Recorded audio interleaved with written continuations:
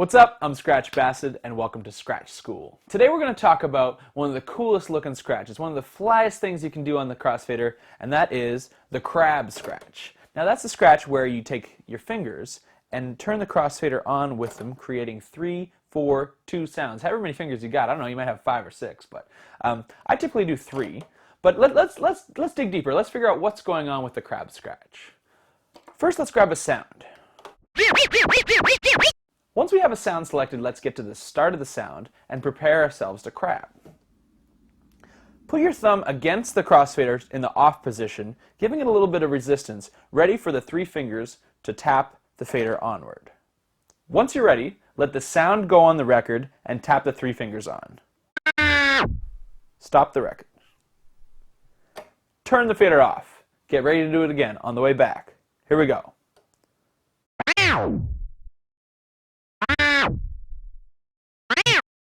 And again.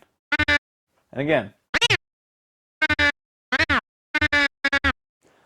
You can space out your fingers a little bit and make the sound a little bit slower. Watch this.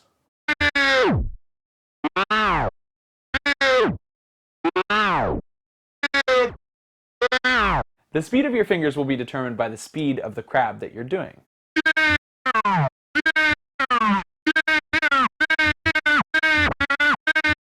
Again, you can do 3-finger crab scratches. You can also do 4-finger or a 2-finger crab scratch, just like this.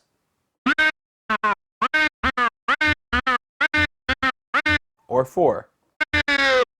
I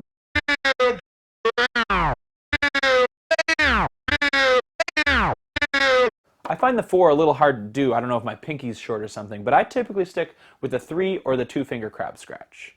Now, the important part of the crab scratch is to remember that your thumb provides resistance.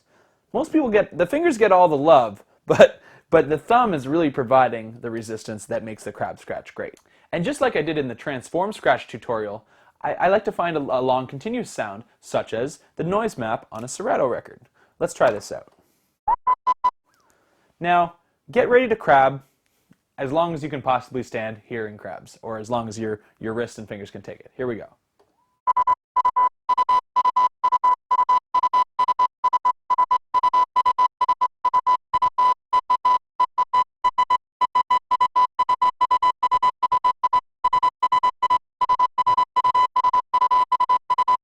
I find that by doing this, you're going to find a good balance between the resistance of your thumb and how hard you're supposed to tap with your fingers. Do it as long as you can, and you will begin to hear and feel that the sweet spot. How hard it is that you're pressing with your thumb and how hard you're pressing on with your fingers. You want to make sure that they're not both pinching really hard. You want to keep it pretty comfortable, because the more your arm works, the more tired it's going to get, and the less you'll be able to scratch. I should note as well that the crab can be applied to flares. Now, flares is a more advanced scratch that you may not be into just yet, but flaring is starting with the fader open.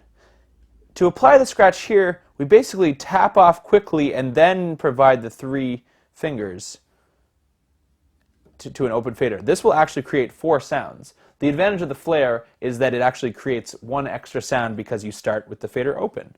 Watch how this sounds.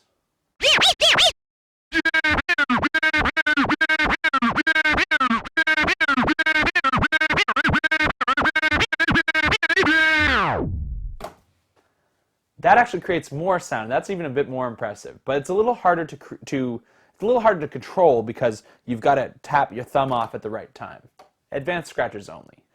And I should also note that fitting a crab scratch into your scratch combos is a little harder than most other scratches because it requires a different start position with your hand than most of the other ones where you've got your index or your middle finger on the fader. You've got to kind of sneak that ring finger in there. So find scratches that it works with and figure out some combos in your spare time. This is Skratch Bastid. You've been watching Skratch School. Make sure you head over to skratchschool.com for more lessons, and thank you for tuning in. Peace. Skratch Bastid.